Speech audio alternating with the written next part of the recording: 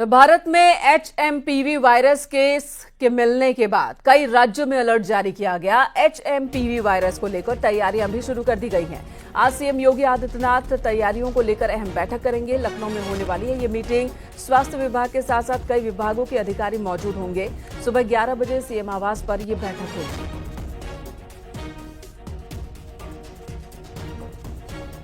आज मुख्यमंत्री योगी आदित्यनाथ मीटिंग लेने वाले हैं।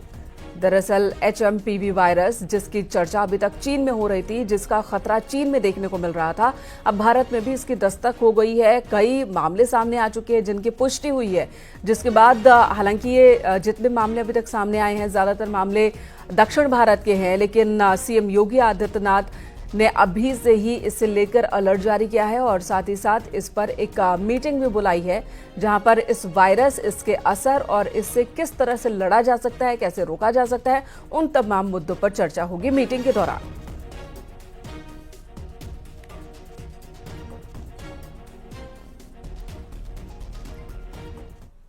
बताया जा रहा है कि कोरोना जैसा ये वायरस है एचएमपीवी, जिसकी चीन में बहुत ज्यादा इस वक्त खतरा देखने को मिल रहा है। भारत में दस्तक हो चुकी है। बेंगलुरु में 2 केस मिले हैं, जिनमें 3 महीने और 8 महीने के बच्चे भी संक्रमित पाए गए। वहीं भारत सरकार ने वायरस को लेकर पैनिक न होने की अपील की है। ये वायरस क्या है और इसके लक्षण क्या है, कैसे इसका संक्रमण होता है, आपको इस रिपोर्ट में दिखाते हैं।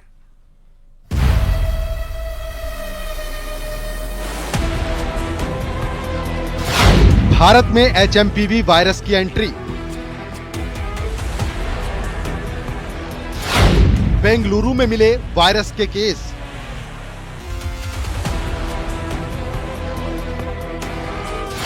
वायरस को लेकर सरकार अलर्ट।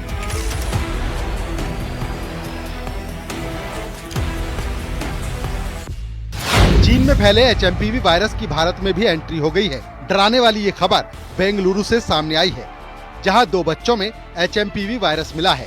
बच्चों का इलाज बेंगलुरु के निजी अस्पताल में चल रहा है। ह्यूमन मेटा न्यूमो वायरस यानी एचएमपीवी को लेकर कर्नाटक सरकार एडवाइजरी भी जारी कर चुकी है। तो वहीं केंद्र सरकार ने भी बच्चों में फैलने वाले इस वायरस को लेकर अलर्ट जारी किया है। आखिर क्या है एचएमपीवी वायरस और कैसे लोगों को ये प्रभावित करता है? ह्यूमन मेटा न्यूमो वायरस, जिसे एचएमपीवी के छोटे नाम से भी जाना जाता है, इंसानों की सांस की प्रक्रिया पर प्रभाव डालने वाला वायरस है। सांस से संबंधित दूसरे वायरस की तरह ये भी संक्रमित लोगों के खांसने छींकने के दौरान उनके करीब रहने से फैलता है। ये मुख्य तौर पर बच्चों पर असर डालता है। हालांकि कमजोर प्रतिरोधक क्षमता वाले लोगों और बुजुर्गों पर भी इसका प्रभाव दर्ज किया गया है। इस वायरस की वजह से लोगों को सर्दी, खांसी, बुखार की शिकायत हो सकती है। करें तो उसी तरह के लक्षण होते हैं जैसे कॉमन कोल्ड के अंदर होते हैं, जैसे कफ का होना, कोल्ड का होना, सोर थ्रोट होना, बुखार होना। और इसके फैलने की बात करें, ट्रांसमिशन की बात करें, तो क्योंकि ये भी एक ड्रॉपलेट इन्फेक्शन है, तो अगर कोई संक्रमित व्यक्ति है तो दूसरे को वो संक्रमण दे सकता है। मुख्य रूप से देखा जाए तो ये नया वायरस बच्चों को अपनी चपेट में लेता है, खासकर उन बच्चों को जिन्हें निमोनिया जैसी बीमारी है। सर्दी के मौसम में ये वायरल तेजी से फैलता है, इसीलिए बच्चों की हेल्थ को लेकर ज्यादा ध्यान रखने की जरूरत है। जो इस तरह के फ्लू लाइक सिम्टम्स की जो बीमारियां होती है, उनके केसेस में कोई अनएक्सपेक्टेड या ऐसा कोई सर्ज देखने में नजर नहीं आ रहा, तो लगता नहीं कि ऐसी कोई चिंता की बात है फिलहाल देश के अंदर।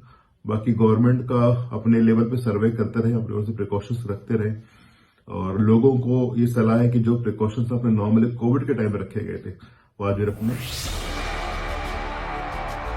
दूसरी ओर WHO ने चीन के इस नए वायरस पर चुप्पी साध रखी है।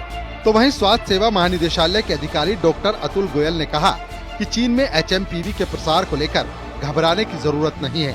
उन्होंने सभी सांस संबंधी संक्रमणों के मामलों में सावधानी बरतने का सुझाव दिया है।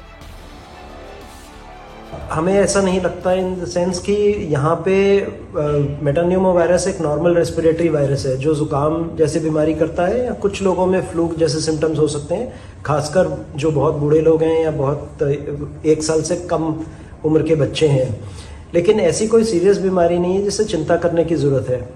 इन दिनों, सर्दी के दिनों में रेस्पिरेटरी वायरस इन्फेक्शंस होते हैं और हमारे हॉस्पिटल्स और इंस्टीट्यूशंस इनको हैंडल करने के लिए तैयार हैं।